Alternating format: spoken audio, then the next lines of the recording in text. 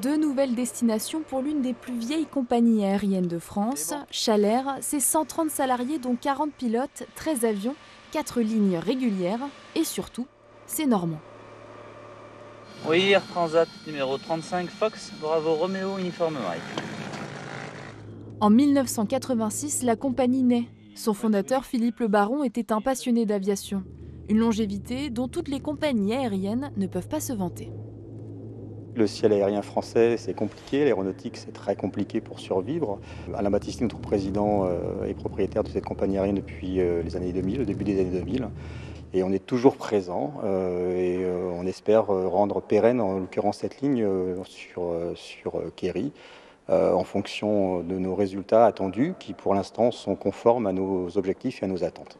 Ce matin, ils étaient 40 à inaugurer cette toute nouvelle ligne pour Kéry. En seulement 2 heures de trajet, ces passagers seront en Irlande. Pour eux, c'est un gain de temps par rapport au ferry. Parce qu'on habite près de Caen et c'était pratique pour venir à Carpiquet, pour prendre le vol. J'ai vu sur internet l'ouverture des vols sur Carpiquet, donc comme on est 20 minutes de l'aéroport, c'est pratique de partir d'ici. Si on aime, on va le refaire. C'est la première fois depuis 2020 que l'aéroport de Carpiquet propose une destination en dehors du territoire français. Grâce à l'ouverture de ces 2 lignes vers l'Irlande et l'Angleterre, l'aéroport espère attirer de nouveaux clients. Ce sera un vol, je pense, touriste et affaires. Un vol import-export, puisqu'il y a beaucoup d'Irlandais qui viennent à Caen aussi. C'est une porte sur la Normandie et sur la France. Southampton, ce sera touriste et affaires, mais je pense qu'il y aura plus d'affaires également.